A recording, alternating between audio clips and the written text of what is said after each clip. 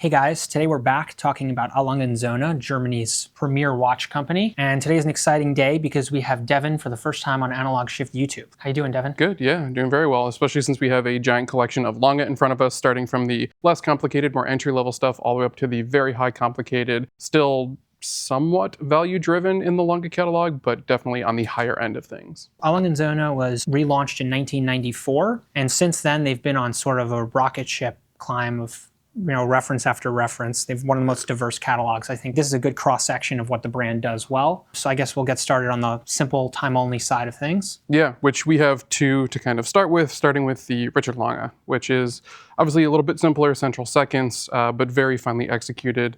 Definitely more on the traditional side of things, which can be a little bit divisive inside of the Lange catalog. Some people want the crazier execution, some people want the simpler things. This is on that end of the spectrum from them. Yeah, like to me, this is like classic dress watch within the German case design. Yeah. So you get Lange case, but on a dial that I would say is a little less Lange, a little more reserved. You have a Roman numeral dial. And what's unique on this is that they had a very special central seconds high beat movement that they put in this piece. And when you look on the case back, you'll actually be able to see the separate bridge build out that they had to create in order to stabilize the seconds hand when moving in incredibly high frequency. So it creates a nice sweeping effect on the dial. Yeah, it's a very interesting piece. It has some subtleties that you might not pick up on, including the red minutes that they call out on the dial too. Because Lange can't do anything simply, they have to make everything a little bit special. And that's where this one kind of, I don't know, it sits in the market. It's something that you can look down and really appreciate and enjoy, but otherwise it flies under the radar. Yeah. Pretty cool exactly. piece. Like tradition, but through the Lange lens. Absolutely. Pretty well done. Speaking of which, you want to kick off the next collection, considering you have one on wrist here? Yeah, I wear 1815 every day, but the 1815 collection is probably the simplest manifestation of Lange's design ethos, arguably. We'll talk about the Lange 1 also. Right. But if you just want time-only dress watch, the 1815 sort of brings the classic Gothic print that Lange is known for to its simplest form. This particular iteration is a 40 millimeter in yellow gold. I'm wearing the 38.5 millimeter version. They also made a 36 millimeter iteration earlier, but you get beautiful manually wound watch, the classic 3/4 plate that they're known for, sub-seconds with a cutoff 6, which is particularly controversial. Yeah. That's something personally I couldn't stand, and then I handled it in person, and I was like, all right, that kind of makes some sense. It has charm. Yeah, it has a little bit of charm. And I don't know, the asymmetry that starts to show up in this collection is something that starts to get carried throughout the entire Lange line, which is pretty cool. Yeah, it wears pretty well. I think all Langes tend to wear slightly smaller than you'd think. Sure. Even though they have that sort of Teutonic slab-sided case construction, the strap tends to attach pretty much at the case flank. Yeah. Yeah, that lug-to-lug is always compact across all of their watches, even some of the very large watches that you have on the table here. Yeah. Speaking of core Lange, though, you want to start talking about the Lange 1. This is one that a lot of people know the brand for because of the asymmetrical dial and the big giant date at 1 o'clock. Very unique watch, very unique complication, but something that Lange has kind of perfected in a lot of people's minds. If there's one watch that sort of characterizes the brand, it's probably the Lange 1. You have this asymmetrical yet supremely balanced dial that shouldn't work on paper, but it works really, really well. And it's one too, I mean, it's a design that has become so popular out there in the enthusiast community that other brands have started to try to mimic it and try to take some of the, I don't know, design codes from it in order to emulate a similar vibe. Very few can, if any, to be honest. And Lange has now expanded the collection and started offering different materials, different dial configurations. So there are a lot of flavors to collect out there, a lot of different variations that make the Lange 1 very exciting to just see a new one in person, because chances are good that if you're seeing two in the room, they're not going to be the same watch. Right, and so we have a sort of a selection of Lange 1s. We have standard yellow gold champagne dial models, rose gold champagne dial also. Those are really your common iterations, but I think some of the pockets of value are sort of some of these alternative dial displays. So we have rose gold with a gray dial, rose gold with a black dial. And the other interesting thing is that Lange 1 dials, for the most part, with some exceptions, are made of sterling silver. And you'll get these sort of anodized colors, but they're actually still a sterling silver base, which not a lot of people know. It's pretty cool.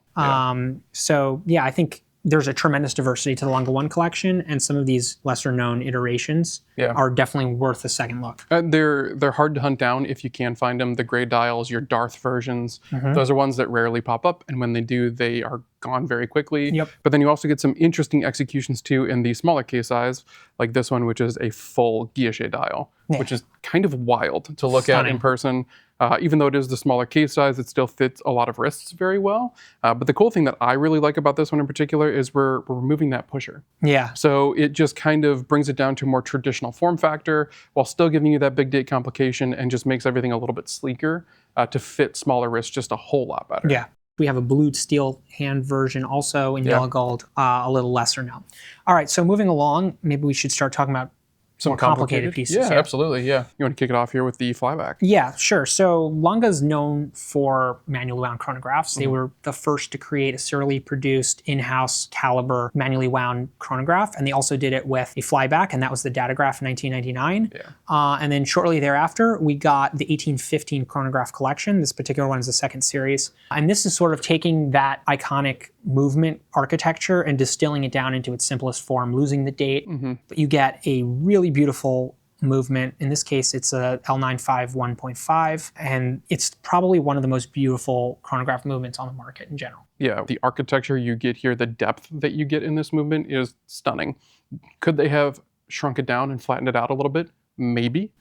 But I'm really glad they didn't, because you can stare into it like a cityscape and get lost, walk around on the plates and bridges and just have a fantastic time looking at it from the reverse. And then on the front, it's all business. You know, you really don't notice how complicated it is until you start to really pour into the details, which I think is the hidden trick of this watch, really. And also, unlike most manually wound chronographs on the market, this also has a flyback feature, which is very Lange. And it's snappy. It's really very snappy. much so. You can feel it kick in the hand just a little bit. And like the Lange 1, you can obsess over a lot of little different iterations that they made of the 1815 chronograph. Contrast subdials, same subdials, first, second, third series. Each has its idiosyncrasies. But you get an updated power reserve when you move from the first to second series. They updated the movement. You get over 60 hours of power reserve instead of, a fraction of that, maybe half that on the earlier models. Incredibly impressive considering how much of that power is being sucked out to power the entire watch. I think the other thing that I notice a lot with the 1815 chronograph, which I think is reflective of Lange in general, is that these watches are very versatile. On paper, this is a dress watch, a dressy chronograph. But you put this on suede or calfskin. You can wear this with jeans. No one would bat an eyelash. Very sporty. And all of them are like that. Lange 1 also. That's true. It's true across the entire line. And I think the cool thing here now is this is where a big transition starts to happen. This is where things get a little bit wacky, a little bit wild, and where people start to fall in love with Lange. Because this watch, it's insane. It's a bit crazy. It is a bit of a hockey puck. But yeah, it is just, well, it's a special piece. It's one that you don't see too often in the wild. So when you do, you get a little giddy inside. This is the Lange Zeitwerk, which is another one of the cornerstones of the brand. Yeah. And it's known for the massive, instantaneously jumping numeral display. They were the first brand to do that. Really cool and striking on the dial. When you sort of like look under the hood at how the movement works, things get even more interesting, because one of the big problems you have is in order to flip these really large numerals, you need a large power reserve supply, a lot of torque. Yes. But the problem is, if you want to have sub-seconds, it's a very delicate escapement. And so you can overpower your escapement if you run the power supply straight through that's needed for the numerals. Very easily too.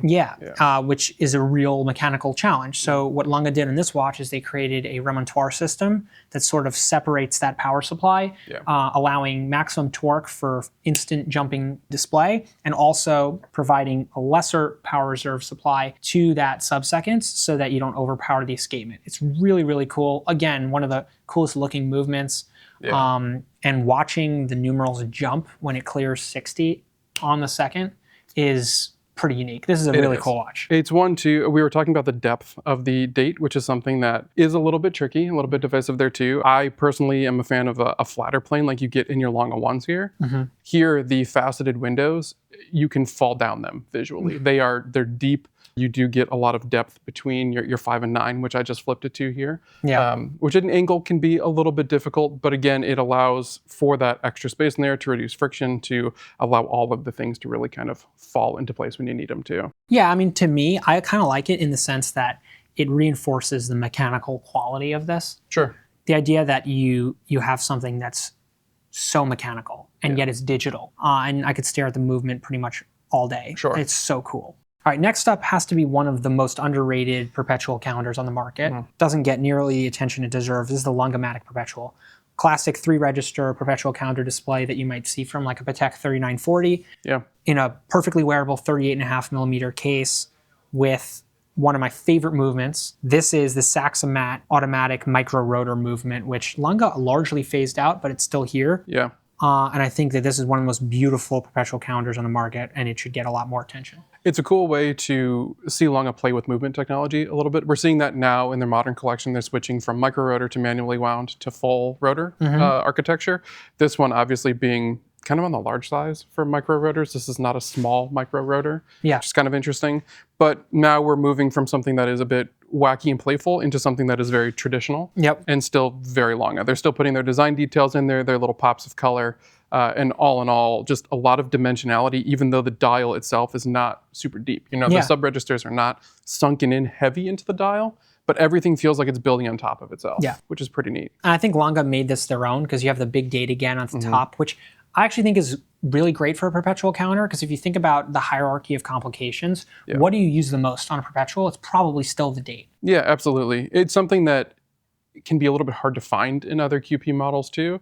I mean, this one, it just gives it to you right off the top. I would daily wear this. It's the same size as a Lange 1, but you get a perpetual calendar. And the other incredible detail on this, which I think just shows that Lange is designing watches made for watch collectors, is that there's a pusher at the top that advances all of the calendar functions by a single day. Yeah, huge. Which is huge because trying to set a perpetual calendar is a pain. It's a nightmare. And so that's just like, okay, we know what you guys want as collectors, and we're going to integrate that in a mechanical solution that works for everyday people. That lends itself really well to wearing that watch, you know, once a week, twice a week. Even the special occasion wear, the people who are going to pick it up and only wear it for weddings or certain business dinners, this is something that you can pick it up and set it relatively quickly, which you cannot say for most perpetual calendars. Complicated but super wearable. I think that's a winner. And still relatively thin for what you're getting to, which is nice. You can slide it under a cuff if you need to. Next up is a limited edition. Only 100 pieces made in platinum with an enamel dial. This is further extension of that 1815 design language that we talked about before, but with a tourbillon. Just why not? This thing has a lot of funky details going on, down to the red 12, which really stands out. You talked about the enamel dial inside of the platinum case. That tourbillon, which has a very bold, wide aperture, so you're getting a large view of that tourbillon from the front. It's an interesting execution, and one that, again, for the price point, you're getting a lot of value here in the watch, something that you don't see from a lot of other makers out there on the market. To me, this is like the intersection of dial craft, movement craft, case craft. This is sort of Lange pushing the limits on every element. And also, what's kind of cool is this is also a step outside of Lange's comfort zone in a variety of ways. They don't typically do enamel dials. This is one of their earliest enamel dials. Usually we're dealing with metallic dials. And also the tourbillon was not really a complication that Lange had played much with earlier than this. And one of the cool features you get on this is instead of having, you know, ruby for the tourbillon cap, instead they use a diamond, which is just cool. And every Lange has that. Well, I think this is, you talk about a lot of first year or early iterations. A lot of brands would take a standard model and add the tourbillon complication, or a standard model and add the enamel dial. This is where Lange took it, and every single detail was tweaked slightly, apart from the bold handset, which stays traditional and classic. And you get the same, again, the same broad design language that we see on the less complicated iterations. And we've just sort of tucked in place of sub-seconds a tourbillon cage. And affixed to that tourbillon cage is a seconds hand. So you still have your seconds. You do, a little bit larger actually now. I think this is another one that if this were made by any other brand, it would trade at a multiple of the price that it does.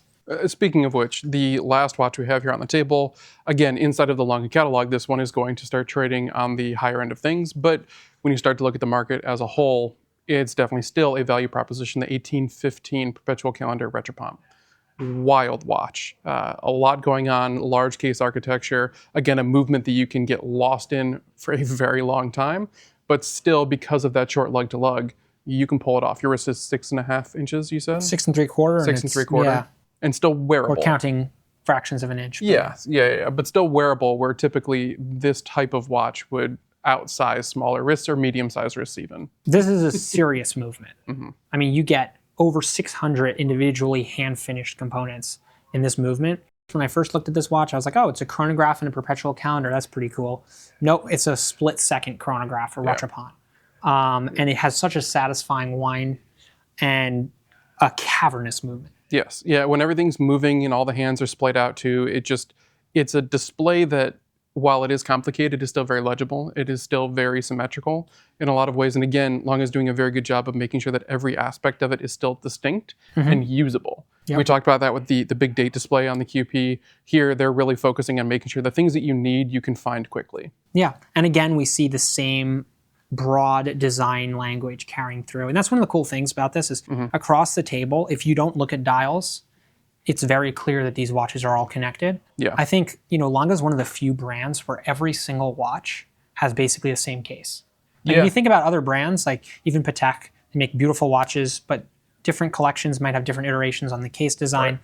But there's a continuity with this collection in general that I think works really, really well. And Lange thinks, I think, in a macro sense, about how their collections look really, really well. Yeah, that's one of the things they do best. They're going to age well too. And the nice thing with them is you can spot a Lange from across the room because of the lug and because of the case banding.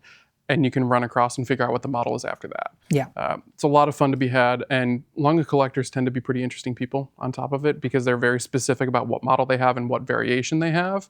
And as we've talked about with all of them, there are subtle differences that really set each one apart in an interesting way. Yeah.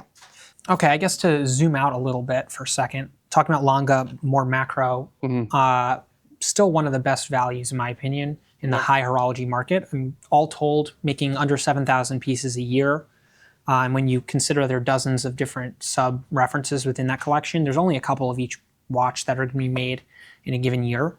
And as a result, these are relatively rare watches in general. So I think for the money, you're getting watches that trade sometimes even below more mass-produced versions of these watches. And yet the movement finishing details that you get at this price point, I think are arguably unparalleled. You get so much handwork. Yeah. You can spend a lot of time with a loupe staring into the back of, even from the more entry-level pieces all the way up. Yeah. You're going to get a level of finishing that you're just probably not used to seeing. Yeah. No matter what price point you're buying with Lange, the movement finishing feels that way. And like you mentioned too, with the strong visual design identity, you might lust after the newest release that came out from the brand, but you're still going to love the first one. Yeah. And I think if you like one, you like them all. Yeah, probably. I'm in the like them all category. I'm in the like the most category. To that point, if you had to take one of these watches home to wear on a daily basis, which one are you pulling off of the tray to take out of the office? It's one of two. It's either the Perpetual, the Langematik Perpetual, which I just think is such a sleeper, and it's a perfect everyday wearing watch with the automatic movement within, wears super well, or I'd get the 1815 Tourbillon. It doesn't scream off the wrist. It looks simple, but it's really complicated, and you just keep uncovering more detail the more you look. Yeah, assuming you can find one of these, great picks. For me, I'm going to go on the complete opposite end of the spectrum here. I tend to favor more sporty pieces, and at the end of the day, I think I would probably prefer to wear the 1815, swap the straps a whole bunch. I might even throw it on a rubber and make a lot of people mad, but just enjoy the 40 millimeter case diameter in the 1815 all the time. You'd get the 40. Yeah, I would go for the 40. The smaller versions just don't look quite as good on my larger wrists, but to me, when I put the 40 on, it feels more solid. It feels confident in a way that I really enjoy. Yeah, well, I wear a 38.5 every day, so I can say it's a great everyday watch. So that's just a small cross-section of what Lange has to offer. If you'd like to see our full selection of Lange timepieces, be sure to head over to analogshift.com. If you want to check them out in person, come into our showroom, send us an email, book an appointment, and come put all of these on and take a whole bunch of photos. We gave you our picks, but the real question is, what would you want to be wearing from this selection? And if we don't have something you're looking for, let us know in that comment section as well. If you're looking to learn more about a Lange Söhne, we previously did a deep dive into the Lange 1, talking about its history and evolution, and also the data graph. We'll see you next time.